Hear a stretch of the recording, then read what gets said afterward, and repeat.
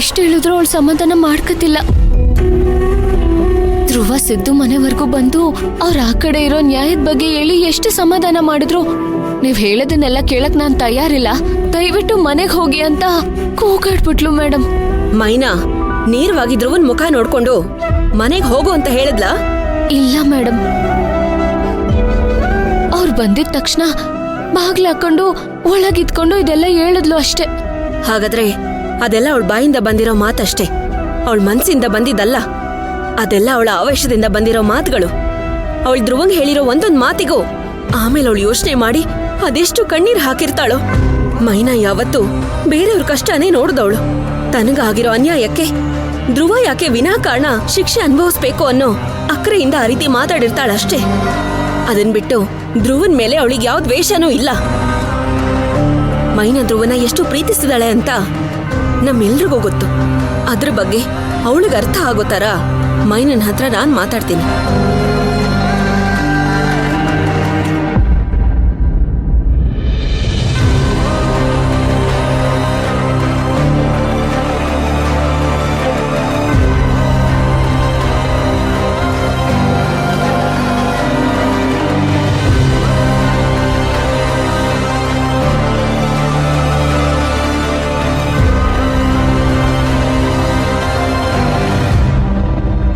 Madam, ದಯವಿಟ್ಟು ನೀವು ನನ್ನ ಆತರ ನೋಡ್ಬೇಡಿ, ನನಗ್ ಭಯ ಆಗ್ತೈತೆ.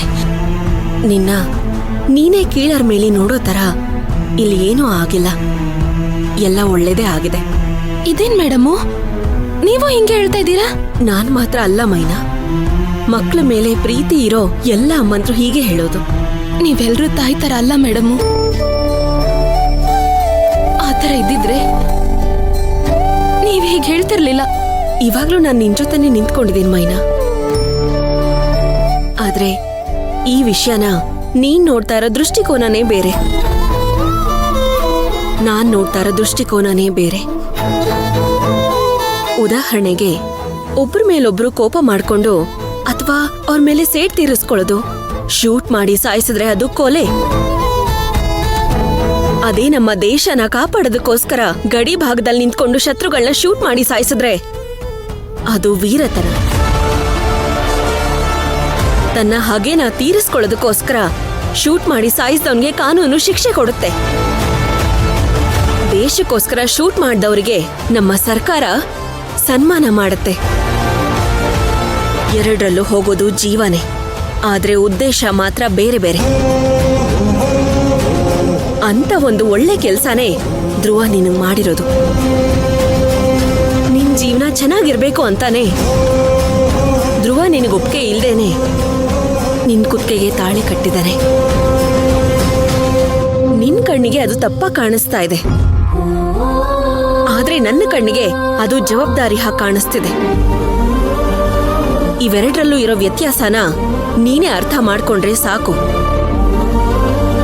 ಆದಷ್ಟು ಬೇಗ ನಮ್ಮೆಲ್ರನ್ನೂ ನೀನು ಅರ್ಥ ಮಾಡ್ಕೊಳ್ತೀಯ.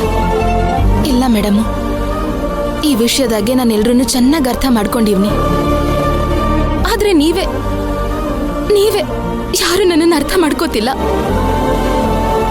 ಮೇಡಮು, ನಿಮ್ ತರ ಉದಾಹರಣೆ ಕೊಟ್ಟು ನನ್ನ ಮನ್ಸಲ್ಲಿರೋದನ್ನ ನನ್ಗೆ ಅರ್ಥ ಮಾಡಿಸೋದಿಕ್ಕೆ ನನಗೆ ಬರೋದಿಲ್ಲ. ಆದ್ರೆ ಆದಷ್ಟು ಬೇಗ ನನ್ನ ಮನ್ಸಲ್ಲಿ ಏನೈತೆ ಅನ್ನೋದನ್ನ ನೀವೆಲ್ರೂ ಅರ್ಥ ಮಾಡ್ಕೋತೀರಾ?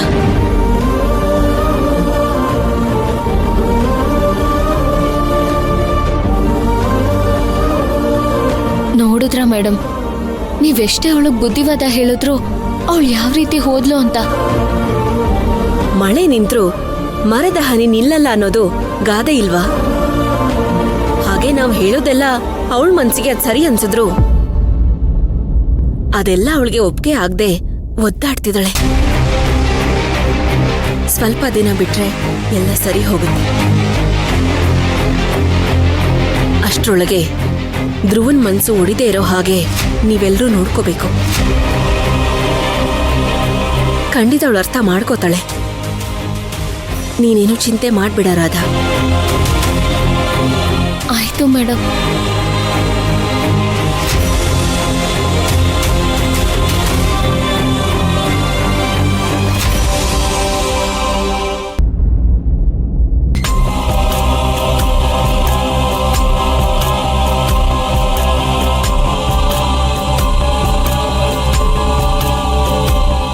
ಏನೇ ಹೇಳ್ತಿದ್ಯಾ ನೀನು? ಧ್ರುವ ಅವ್ರನ್ನ ಮನೆಯಿಂದ ಕಳಿಸ್ಬಿಟ್ರ? ಮೈನಾ, ಇವಾಗ ಅವ್ರು ಎಲ್ಲಿದ್ದಾರೆ? ನೀನ್ ಫೋನ್ ಮಾಡಿದ್ದೆ ಕಣೆ. ಫೋನ್ ಎತ್ತಿ ಮಾತಾಡಿದ್ರು. ಆಮೇಲೆ ನನ್ ಮನೆಗೆ ಹೋಗಿ ಅಂತ ಹೇಳಿದೆ. ಅವ್ರು ಆಗಕ್ಕಿಲ್ಲ ಅಂತ ಫೋನೇ ಕಟ್ ಮಾಡ್ಬಿಟ್ರು. ಆಮೇಲೆ ನಾನು ಎಷ್ಟೊಂದ್ಸರಿ ಫೋನ್ ಮಾಡಿದೆ ಗೊತ್ತಾ? ಅವ್ರು ಫೋನೇ ತೆಗಿತಿಲ್ಲ. ಈಗ ಅವ್ರು ಎಲ್ಲವ್ರೆ, ಏನ್ ಮಾಡ್ತಾವ್ರೆ, ಊಟ ಮಾಡಿದ್ರೋ ಇಲ್ವೋ ಏನೂ ಗೊತ್ತಾಗ್ತಿಲ್ಲ. ಅವ್ರು ಊಟ ಮಾಡಿದ್ರೋ ಇಲ್ವೋ ಅಂತ ನೀನ್ ಯಾಕೆ ಯೋಚನೆ ಮಾಡ್ತಿದ್ಯಾ? ಅವತ್ ಬಾಗ್ಲು ಮುಚ್ಕೊಂಡು ಹೋದ್ಯಲ್ಲ. ಅಲ್ಲ ಅಕ್ಕ, ನೀನು ಬೇರೆಯವ್ರ ತರನೇ ಮಾತಾಡ್ತಿದ್ಯಲ್ಲೇ. ನನ್ ಮನ್ಸರಿ ಅದನ್ನೆಲ್ಲ ಮಾತಾಡಿರ್ತೀನ? ನಿನ್ಗೂ ನಾನು ಅರ್ಥ ಆಗ್ತಿಲ್ವಾ?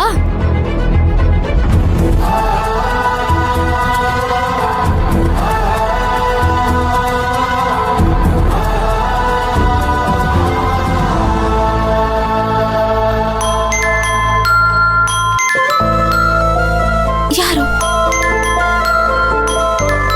ನಿಮ್ ಭಾವ. ಮಾತಾಡು ಮತ್ತೆ.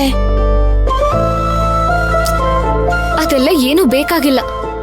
ಮೊದ್ಲು ನಿನ್ ಜೀವನ ಸರಿ ಮಾಡೋಣ. ಅಕ್ಕ, ಭಾವಂತವ ಮಾತಾಡದೆ ಇದ್ರೆ ನನ್ ಜೀವನ ಸರಿ ಹೋಯ್ತದಾ?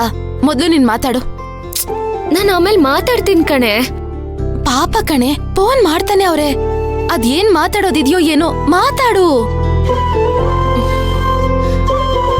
ಅವಸರ ಏನೂ ಇಲ್ಲ ಮೈನಾ, ನಾನು ಆಮೇಲೆ ಮಾತಾಡ್ತೀನಿ ಬಿಡು. ಕೊಡಿಲಿ, ಮೊದ್ಲು ಕೊಡು. ಹಲೋ ರಾಧಾ. ಹಲೋ ಬಾವಾ, ಅಕ್ಕ ಇಲ್ಲೇ ಪಕ್ಕದಲ್ಲವಳೆ, ಕೊಟ್ಟೆ. ಮೈನಾ ಇರು ಇರು ಇರು, ನಾನ್ ನಿನ್ ಜೊತೆನೆ ಮಾತಾಡ್ಬೇಕು. ನಂತವನ? ಹೌದು, ನಿನ್ ಜೊತೆನೆ. ಏನ್ ವಿಷಯ ಬಾವಾ? ಧ್ರುವ ಅವರು, ಓ ಸಾರಿ, ಷಟ್ಕ ನನ್ ಜೊತೆನೆ ಇದ್ದಾರೆ.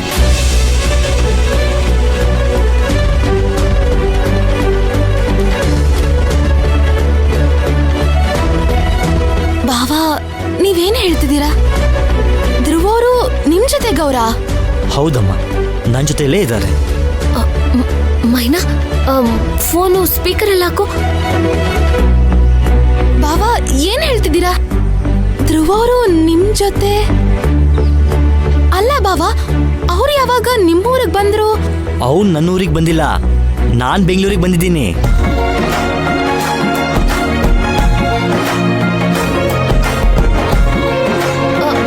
ರೀ, ನೀವ್ ಯಾವಾಗ ಬೆಂಗಳೂರಿಗೆ ಬಂದ್ರಿ?